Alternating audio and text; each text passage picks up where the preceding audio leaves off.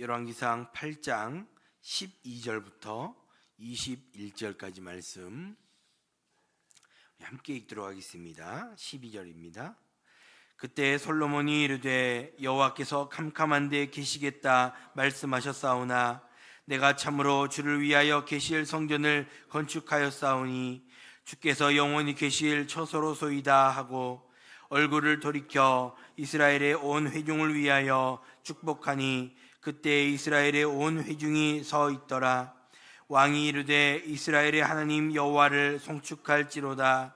여호와께서 그의 입으로 내 아버지 다윗에게 말씀하신 것을 이제 그의 손으로 이루셨도다. 이르시기를 내가 내 백성 이스라엘을 애굽에서 인도하여 낸 날부터 내 이름을 둘 만한 집을 건축하기 위하여 이스라엘 모든 지파 가운데에서 아무 성읍도 택하지 아니하고 다만 다윗을 택하여 내 백성 이스라엘을 다스리게 하였노라 하시니라. 내 아버지 다윗이 이스라엘의 하나님 여호와의 이름을 위하여 성전을 건축할 마음이 있었더니 여호와께서 내 아버지 다윗에게 이르시되 내가 내 이름을 위하여 성전을 건축할 마음이 있으니 이 마음이 내게 있는 것이 좋도다. 그러나 너는 그 성전을 건축하지 못할 것이요 내 몸에서 나을 내 아들 그가 내 이름을 위하여 성전을 건축하리라 하시더니 이제 여호와께서 말씀하신 대로 이루시도 내가 여호와께서 말씀하신 대로 내 아버지 다윗을 이어서 일어나 이스라엘의 왕이 앉고 이스라엘의 하나님 여호와의 이름을 위하여 성전을 건축하고 내가 또 그곳에 우리 조상들을 애굽 땅에서 인도하여 내실 때 그들과 세우신 바 여호와의 언약을 넣은 궤를 위하여 한 처소를 설치하였노라. 아멘. 여호와의 언약궤가 지성소에 안치되고 하나님의 임재가 구름으로 성전을 가득 메운 것을 보고 솔로몬은 이 성전이 하나님이 영원히 거하실 처소임을 천명하고 있습니다. 그리고 백성들을 향해 그들을 축복하며 하나님께서 언약을 지키셨다라는 것을 강조하고 있는 말씀이 오늘 본문에 드러나고 있습니다. 하나님은 반드시 약속을 지키시는 분이심을, 언약에 신실하신 하나님이심을 우리는 오늘 다시 한번 말씀 안에서 발견하게 됩니다. 먼저 함께 읽은 12절 말씀 다시 한번 보시면 그때 솔로몬이 이르되 여호와께서 캄캄한 데 계시겠다 말씀하셨사오나 라고 말씀합니다. 하나님의 말씀대로 언약궤가 지성소 안에 안착된 후에 하나님은 구름으로 임재하시고 하나님의 영광이 성전에 가득하게 됩니다. 그렇게 예루살렘 성전은 하나님이 영원히 거하실 처소로 전환이 됩니다. 솔로몬은 12절에서 여호와께서 캄캄한 데 계시겠다 말씀하셨다라고 이야기를 하고 있습니다. 여기서 캄캄한 데라고 하는 것은 단순히 어두운 곳을 이야기하는 것이 아니라 구름이 빽빽하게 끼어서 어두워진 곳을 의미하는 것입니다. 그러니까 캄캄할 정도로 구름이 가득한, 즉 하나님의 임재가 가득한 것을 의미하는 표현이라 할 수 있습니다. 어제도 잠깐 말씀드렸는데 하나님은 보이지 않으신 분이시기에 구름과 번개와 같은 자연현상으로 하나님의 임재를 나타내십니다. 그럼 왜 하나님은 이러한 자연현상을 통해서 그렇게 나타내시는 것인가? 이는 하나님이 전능자이시며 창조주이심을 나타내시는 것입니다. 온 세상을 하나님이 만드셨고 또한 하나님이 주인 되시기에 그 모든 만물을 다스리시는 하나님이심을 드러내는 것입니다. 그렇기에 그 자연현상으로 임재하시는 그 모습을 볼 때 우리 인간은 경외감을 가질 수 있고 하나님의 창조주 되심을 인정하게 되는 것입니다. 하나님은 그렇게 솔로몬이 건축한 성전에 친히 임하셨던 것입니다. 그렇게 하나님의 영광이 가득한 성전의 모습을 볼 때 솔로몬은 13절에 고백을 하고 있는 것입니다. 주께서 영원히 계실 처소이다 라는 이 고백, 지금 솔로몬이 건축한 성전은 화려하고 웅장한, 즉 당대의 최고의 건축물이다 라고 할 수 있을 것입니다. 그런데 만약 하나님의 임재가 나타나지 않는다라고 한다면 그 건물은 화려한 껍데기에 불과할 것입니다. 겉은 화려한데 아무 쓸모없는 건물이다라는 말입니다. 또한 성막과의 차이점은 성막은 이곳저곳을 옮겨 다녀야 했지만 성전은 하나님의 말씀이 있기 전까지는 옮길 이유가 없기에 솔로몬은 영원히 계실 처소다라고 고백하는 것입니다. 이는 이후에 나오는 하나님과 다윗과의 언약에 근거한 것으로 하나님께서 다윗에게 영원한 왕국을 약속하셨던 것과 같이 예루살렘의 이 성전은 그 자리에 영원히 머물고 하나님께서 영원히 임재하실 것임을 나타내고 있는 것입니다. 하나님만이 변함없으신 이 성전의 주인이심을 솔로몬은 고백하고 있는 것입니다. 구약의 이 성전은 이제 우리의 몸으로 드러내는 성전이 되었음을 우리는 잘 알고 있습니다. 우리 각자가 바로 이러한 이 성전의 삶을 살아가야 한다는 것입니다. 그럼 성전으로서 가장 중요한 것이 무엇입니까? 하나님의 임재하심이 있는 성전이 되어야 한다는 것입니다. 성전 건물이 아무리 화려하고 웅장하다 한들 하나님의 임재하심이 없다면 화려한 껍데기일 뿐이다 라고 말씀을 드렸습니다. 이는 우리도 마찬가지입니다. 우리의 겉모습이 아무리 화려하다고 한들, 어떤 섬김과 어떠한 직분을 가지고 있다 한들 내 안에 하나님의 임재하심이 없다면 그것은 화려한 껍데기에 불과한 것입니다. 그렇기에 우리의 내면을 다시 한번 돌아보며 하나님의 임재하심이 내 안에 내 삶에 있는가를 다시 한번 돌아볼 수 있어야 합니다. 그리고 내 안에 하나님의 임재하심이 있기를 사모함으로 나아갈 수 있기를 바랍니다. 그래서 내 안에 내 삶에 영원히 하나님께서 임재하셔서 하나님이 거하실 처소가 되는 복된 삶을 살아갈 수 있기를 주님의 이름으로 축복합니다.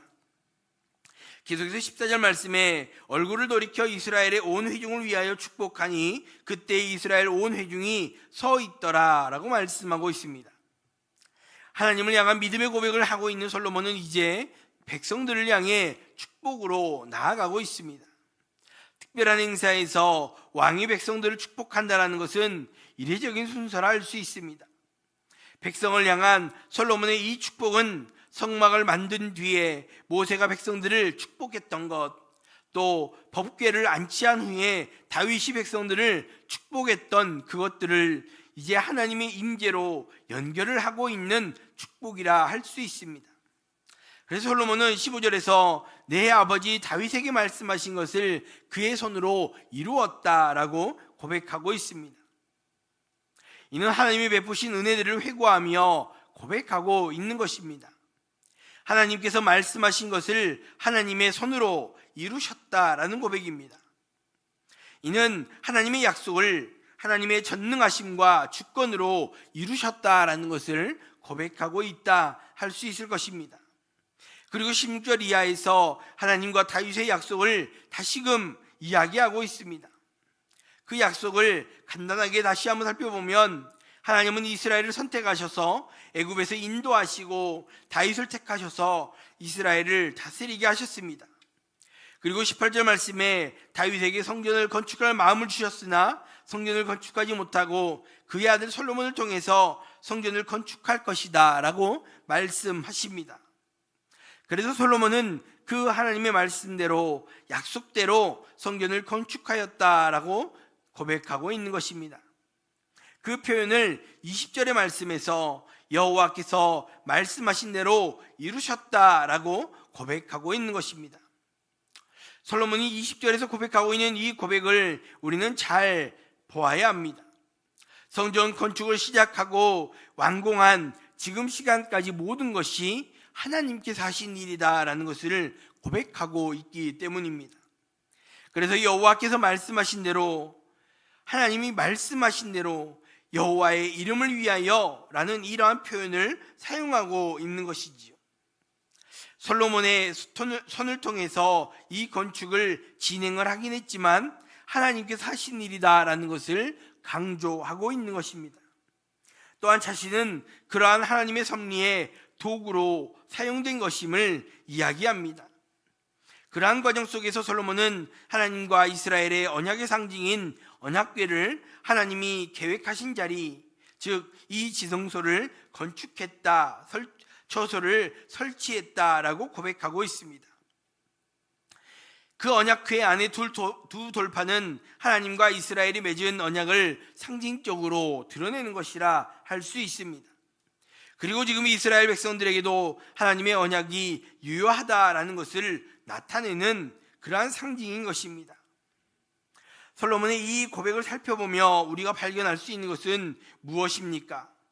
언약의 신실하신 하나님은 언약을 반드시 이루시고 언약대로 일하시는 분이시다라는 것입니다. 하나님은 동일하게 우리에게도 은혜의 약속들을 허락해 주십니다. 은혜를 부어주시고 영원히 함께 하시겠다라는 그 약속, 하나님을 사랑하고 이웃을 사랑하는 약속, 우리 모두가 가지고 있는 약속들 아닙니까? 하나님은 우리에게 부어주시고자 하시는 그 약속들을, 은혜를 주시겠다라는 그 약속들을 반드시 지키시는 분이심을 우리는 믿어야 합니다. 중요한 것은 우리가 그 하나님 편에 계속 서 있어야 한다라는 것입니다. 솔로몬은 하나님의 언약을 기억하며 하나님의 편에 서서 하나님께서 귀하게 쓰는 도구로 쓰임 받았습니다. 이제 우리 차례입니다. 언약의 신실하신 하나님, 은혜를 베푸실 하나님을 믿음으로 바라보며 그 하나님 편에 서서 하나님께 귀하게 쓰임 받는 우리 모두가 될 수 있기를 주님의 이름으로 축복합니다. 기도하겠습니다. 먼저 말씀 기억하시면서 기도할 수 있길 바랍니다. 내 안에, 내 삶에 영원히 하나님께서 임재하시기를 사모하면서 그 하나님의 임재하심, 그 하나님이 거하실 처소가 되는 우리의 몸, 우리의 성전, 그러한 내가 될 수 있게 달라고 기도할 수 있기 바랍니다. 또 언약의 신실하신 하나님, 은혜를 베푸실 하나님을 믿음으로 바라보며 우리가 그 하나님의 편에 서서 하나님께 귀하게 쓰임받는 복된 성도들이, 그런 내가 될 수 있게 달라고 함께 기도할 수 있기 바랍니다. 그 두 번째로 교회를 위해서 기도하실 때 오늘은 교회 연약한 성도들을 중보하며 기도할 수 있기 바랍니다. 특별히 육신의 질병 가운데, 육신의 연약함 가운데 고통하며 신음하는 성도들을 위해서 기도해 주시길 바랍니다.